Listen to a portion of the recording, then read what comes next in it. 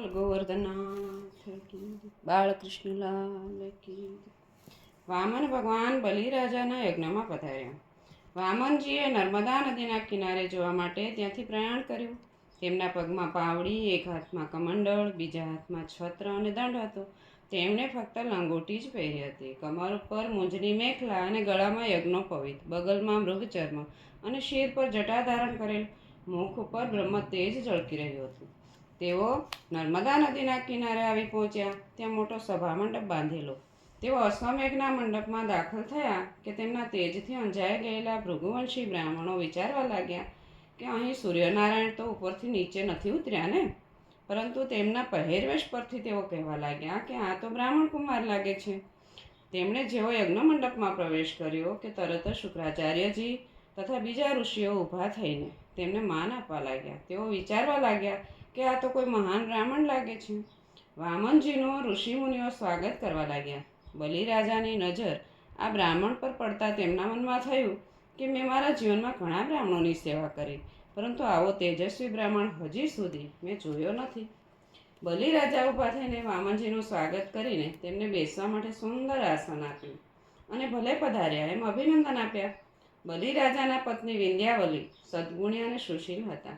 તેમણે બલિરાજાની આજ્ઞાથી પૂજાની તૈયારી કરી. રાણીની સાથે તેમની પુત્રી રત્નમાલા તથા બીજી દાસીઓ પણ તે બ્રહ્મચારીને જોવા માટે ગયા.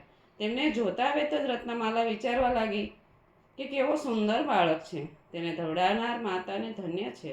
રત્નમાલાને પહેલાં વાત્સલ્ય ભાવ જાગવાથી તેમને પણ તે છોકરાને ધવડાવવાની ઈચ્છા થઈ. પરંતુ જ્યારે તેણે પિતાનું સામ્રાજ્ય જતું જોયું ત્યારે તેમના મનમાં વામનને મારવાનો વિચાર આવ્યો. આમ રત્નમાલામાં બે ભાવ જાગ્યા, એક પ્રેમ ભાવ અને બીજો વેર ભાવ. તેથી રત્નમાલા બીજા જન્મમાં પૂતના રાક્ષસી બની. તેની બેઉ આશક્તિ રાક્ષસી રૂપે પણ પ્રગટ થઈ અને ભગવાન બાલ મુકુંદે તેની ઈચ્છા પૂર્ણ કરી. પછી રાજા રાણી બંને વામનજીની સેવામાં લાગી ગયા. રાણી વામનજીના પગ પર જળ પધરાવે અને બલિરાજા તેમના ચરણ પખાળ્યા. ચરણ પકડતા બલિરાજાને નખમાં પોતાનું મુખ દેખાયું.